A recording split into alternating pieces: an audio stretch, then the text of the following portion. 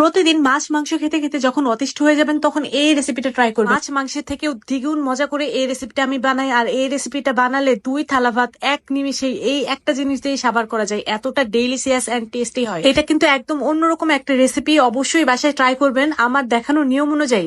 তো প্রথমে আমি কড়াইয়ে তেল দিয়ে দিয়েছি, তারপর এখানে কিছু জিরা দিয়ে দিয়েছি, আস্ত জিরা, তারপর এখানে তেজপাতা আর দিয়েছি 2-3টা দারচিনি দিয়ে এটাকে খুব ভালোভাবে একটু ভেজে নেওয়ার পর এখানে দিয়ে দিলাম পেঁয়াজ কুচিগুলোকেও হালকা আমি ভেজে নেব, অত বেশি ভাজতে হবে না, জাস্ট হালকা হালকা ভাজা হলেই চলবে। পেঁয়াজগুলি অলমোস্ট ভাজা হয়ে গিয়েছে, আপনারা দেখতেই পাচ্ছেন। এখন এর ভেতরে দিয়ে দিব আমি আদা রসুন বাটা। এখানে আমি 1 চা চামচের মতো আদা রসুন বাটা দিয়েছি, দিয়ে এটাকে খুব ভালোভাবে আবারও নেড়ে চেড়ে ভেজে নিচ্ছি। আদা রসুনের কাঁচা গন্ধটা না যাওয়া পর্যন্ত এটাকে ভেজে নিতে হবে। যখনই দেখবেন যে এগুলো সব ভাজা ভাজা হয়ে গিয়েছে তখন এর ভেতরে দিয়ে দিবেন সামান্য একটু পানি দিয়ে পেঁয়াজ আর ওই মশলাগুলোকে আবারও একটু নেড়ে চেড়ে ভালোভাবে কষিয়ে নেবেন। হ্যাঁ, আর এখন এর ভেতরে দিয়ে দিব হচ্ছে গিয়ে লাল মরিচের গুঁড়া 1 চা চামচের মতো, দিয়ে দিচ্ছি 1/2 চা চামচের মতো হলুদের গুঁড়া। এখন এই সবগুলোকে দিয়ে আবারও খুব ভালোভাবে এটাকে কষিয়ে নেব। কষানোর মধ্যেও কিন্তু এই খাবারের স্বাদটা অনেকাংশ নির্ভর করে। এটাকে প্রায় 2-3 বারের মতো আমি কষিয়ে নেই। তারপর দেখতে পাচ্ছেন আমি এখানে অল্প পানি দিয়ে ঢাকনা দিয়ে ঢেকে দিলাম, মশলাটা যেন খুব ভালোভাবে কষে। এই ফাঁকে আমি একটা পেস্ট বানিয়ে নেব যেটা এই খাবারটাকে আরো 3 গুণ বেশি মজা করে ফেলবে। কিছু কাজু বাদাম আর 2টা টমেটোকে খুব ভালোভাবে ব্লেন্ড করে নিয়েছি। এখন কষানো সেই মশলার মধ্যে আমরা এই পেস্টটাকে দিয়ে দেব, দিয়ে এটাকে খুব ভালোভাবে আবারও কষিয়ে নেব।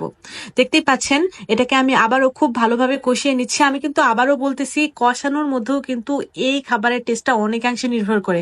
কষাইতে কিন্তু এটা আরো বেশি ডেলিশিয়াস হয়ে যায়। দেখতেই পাচ্ছেন এটা কিন্তু অনেকটাই কষে গিয়েছে, তেল কিন্তু হালকা হালকা উপরে উঠে চলে এসেছে। এখন এর মধ্যে আরো একটা সিক্রেট ইনগ্রেডিয়েন্ট দিব, সেটা হইতেছে গিয়া চিনি। এখানে আমি 1/2 চা চামচের মতো চিনি অ্যাড করেছি। আচ্ছা, আমি কিন্তু এখানে প্রায় 1 চা চামচের মতো লবণ দিয়েছি, কিন্তু সেটা আমার স্ক্রিনে আসেনি, তার জন্য আমি অনেক বেশি দুঃখিত। যাই হোক, চিনি দেওয়ার পরে এখানে আবারও পানি দিয়ে এটাকে আবারও 5 মিনিটের মতো বসিয়ে দিয়েছি। আর 5 মিনিট পর ঢাকনাগুলো খুলে আমি যে গরম মশলাগুলো দিয়েছিলাম সেগুলোকে উঠিয়ে নিচ্ছি।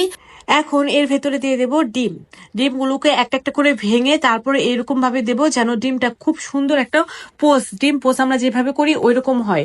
তারপর উপর দিয়ে কিছু ধনিয়া পাতা দিয়ে দিলাম, তারপর উপর দিয়ে কিছু কাঁচা মরিচ দিয়ে দিয়েছি। আর এই ধনিয়া পাতাগুলো কিন্তু আমি ডিপ ফ্রিজে সংরক্ষণ করে রেখেছিলাম। দেখতেই পাচ্ছেন ডিপ ফ্রিজ থেকে অনেকদিন পর বের করেছি, তারপরে কিন্তু খুবই ভালো আছে, স্মেলটাও খুবই ভালো ছিল। এটাকে আরো কিছুক্ষণ কুক করে নেওয়ার পরে দেখতেই পাচ্ছেন এটা একদমই রেডি হয়ে গিয়েছে। আর দেখতে পাচ্ছেন কতটা বেশি ডেলিশিয়াস হয়েছে। গরম গরম ভাতের সাথে এটা খেতে একদম অসাধারণ লেভেলের মজা লাগতেছিল। রেসিপি আপনাদের কাছে নতুন মনে হলে বাসায় একবার হলেও ট্রাই করে দেখবেন। আজ তাহলে এই পর্যন্ত, দেখা হবে নেক্সট এপিসোডে। আল্লাহ হাফেজ।